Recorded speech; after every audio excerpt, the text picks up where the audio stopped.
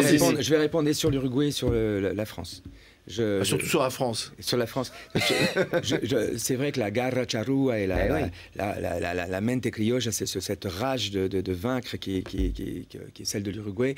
C'est vrai qu'on ne la voit peut-être pas toujours, mais ça ne veut pas dire que parce qu'on ne la voit pas, elle n'est pas là, en fait. Moi, hier, Non, mais permettez-moi de vous dire que hier, je pense qu'on prend un but de génie, d'un génie, qui rate d'autres matchs. Et on n'est pas capable d'en marquer. À la fin, on prend un but cafouillage, cacahuète, etc. Et surtout, il y a eu beaucoup de tirs français qui n'ont pas été cadrés, beaucoup d'actions qui ne sont pas terminées. Est-ce qu'il y a eu suffisamment d'engagement? Je pense que vous parlez trop de terrain, vous qui aimez parler de sentiments. Regardez les Suédois, ils sont éliminés. Oui. Leur public est là, 20 000 personnes. Ils sont éliminés, ils pourraient même être rentrés chez eux. Ils pourraient être rentrés, tous ces Suédois qui sont venus, qui ont payé leurs vacances, qui sont là. Ils chantent, c'est la fête, les joueurs leur offre un match pour l'honneur. Alors je vais vous répondre. Vous parlez d'amour. Je pense qu'il est temps maintenant d'aimer notre équipe même quand elle perd. Il est temps de lui donner confiance. Ça ne peut pas être inconditionnel. Non mais je pense que vous savez, vous parlez de l'Uruguay, eh ben on ne conchit pas l'équipe quand elle perd. Je pense que ce qui est important, et là je vous rejoins, ce qui est important, c'est de mouiller le maillot. Il faut demander aux petits là-bas de mouiller encore plus le maillot. Ils ont envie. Je pense qu'ils ont envie. Non, ils ont envie. Et pourquoi vous dites ça? Parce que j'en suis sûr, parce que voilà, je les connais. Il faut des preuves d'amour. Pour reprendre le thème de Daniel. Quand vous portez le maillot de son pays, c'est une consécration pour un joueur. Parfois, mais peut-être pas pour vous. Excusez-moi. Parfois, ça crée aussi une. Regardez Ronaldo, le mal qu'il a eu à marquer pour le Portugal. C'est très difficile de porter le maillot national et il faut le temps de trouver la force. Oui, mais lui, quand il n'y arrive pas, on sent qu'il y a une souffrance. Non, mais quand les Bleus n'y arrivent pas, on sent de l'indifférence. Là, vous faites un procès d'intention et je vous assure qu'il n'y en a pas. C'est ce qu'on a vu sur le terrain hier. Non, c'est ce que vous avez cru voir sur le terrain. Je pense que les joueurs vont se révolter. Je pense qu'on va battre l'Espagne et surtout, je pense qu'il faut y croire. Il faut y croire. La foi, c'est comme l'amour. C'est quelque chose qui fait partie du football. Et là, peut-être qu'avec un peu de foi... Il faut quand même se méfier de l'amour aveugle. Non, mais vous savez, moi, sincèrement, j'aurais préféré...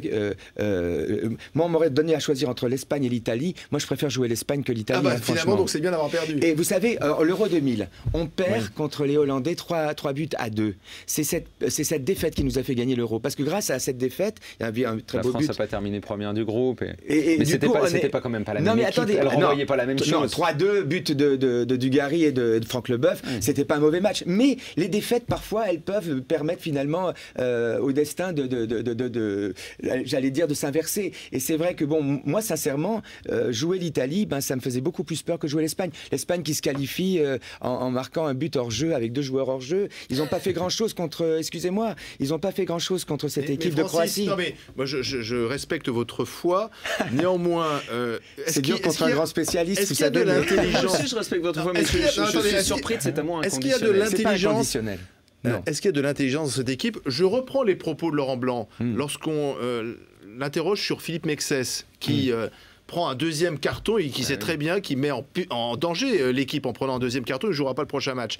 Et Laurent Blanc lui-même se demande, c'est pas très intelligent. Est-ce qu'il y a de l'intelligence dans cette équipe? Vous avez vécu de très grands moments avec lui. Je connais bien. Vous ne croyez pas que parfois il est un peu désemparé face à l'attitude de ces joueurs-là? Je pense que par exemple, notamment au moment du carton de Mexès, là, il a rangé son frein. Mais bon, ça lui est arrivé de prendre des rouges aussi, et ça lui est arrivé aussi à un moment donné de faire des erreurs. Il n'a pas joué la finale. Il a été footballeur. Et vous savez, je pense qu'il va être très dur avec ses joueurs, mais en même temps, c'est un joueur, il sait ce qu'il ressent. Et vous savez, la faute de Mexès, c'est pas la faute d'un mec qui veut pas gagner, qui veut pas mouiller le maillot. C'est justement la faute d'un mec qui a la rage et qui fait une faute parce qu'il a la rage. Je crois que ces garçons, ils ont été humiliés hier sur le terrain par l'équipe suédoise. Et je vous assure que je pense qu'il y aura une révolte samedi. Il va y avoir une révolte. Je ne sais pas si on aura la victoire. Moi, je mise sur l'équipe de France contre l'Espagne. Je pense qu'on va gagner. Et j'y crois, j'ai l'espoir. Mais il va surtout y avoir une révolte. Et c'est là, je pense. Vous savez, ça arrive de passer à côté d'un match. Ils sont passés à côté d'un match. Ils ont été humiliés hier. Ils vont s'en prendre plein la gueule. Et je crois qu'ils vont se révolter. Et vous savez, on est toujours meilleur, nous, l'équipe de France, justement dans ces situations-là. Dans ces situations où on a un petit peu tout le monde qui nous en veut, où on est controversé. Au pied du mur. Voilà, quand il y a quelque chose à prouver, on est toujours meilleur. Pendant la période de Domenech, on disait ça après chaque match, en disant ils vont se révolter. Ils se sont jamais révoltés. C'est jamais venu. Grâce à Dieu, on n'est plus sous l'ère de Domenech. Mais ce que je veux dire, c'est que là, donc il y a eu quand même un moment où vous aussi, vous étiez en désamour. Il avait perdu un peu la foi. Pas avec l'équipe. Vous aviez perdu la foi. Non, pas avec l'équipe, mais avec Domenech. Il doutait. Là, vous l'avez retrouvé. retrouver parce que Blanc la dirige et que c'est quelqu'un que vous appréciez. Mais vous savez que c'était à peu près, on a été tous dans le même état d'esprit. Blanc prenant l'équipe, on avait tous envie d'y croire. Mais il faut continuer à y croire. Il faut continuer à y croire. Et regardez, le match contre la Suède, simplement, parce que la psychologie, c'est très important. Quand on a quelque chose à prouver, on est toujours meilleur. Là, ça a commencé à être la love story avec l'équipe de France. Je pense qu'il y a peut-être un relâchement inconscient. Pas là quand même, hein. Si. Là, le love story, vous avez mais d'ailleurs, à juste titre, parce que on montait en puissance. Là, on s'est pris un grand retour de bâton du destin footballistique. Mais c'est vrai qu'il n'y avait que 1000 Français dans le stade, il y avait 15 000 Suédois. C'est un signe quand même. Là, la Suède, on était donné un peu vainqueur, on a perdu. Là, on est donné perdant. On va gagner. Francis, Daniel, merci. Francis, c'est quoi cette chanson sur les Bleus? Non, c'est une chanson que j'avais écrite. J'en ai écrite sur les Bleus, mais j'en ai écrite. Là, celle que j'ai chantée. Non, c'est une chanson que j'avais écrite sur Laurent Blanc. Voilà. Vous pouvez la fredonner en quelques secondes? Le début alors. Oui, le début. Sur le front de Fabien, ce baiser de nos cœurs, et ce but à la fin qui met Bollard en fleurs, qui met ton nom dedans le filet de la gloire, et pour toujours un blanc dans nos trous de mémoire. Mais rien ne t'a changé, même pas ce moment, et tu n'as pas bougé ni dehors ni dedans, président. Voilà. Merci Francis. C'est très nostalgique, c'est une époque qui est oui, mais ça fait du bien, Daniel. Laurent Blanc est actuellement au service de l'équipe de France et toute la France est derrière lui. Voilà. Merci messieurs, merci. On va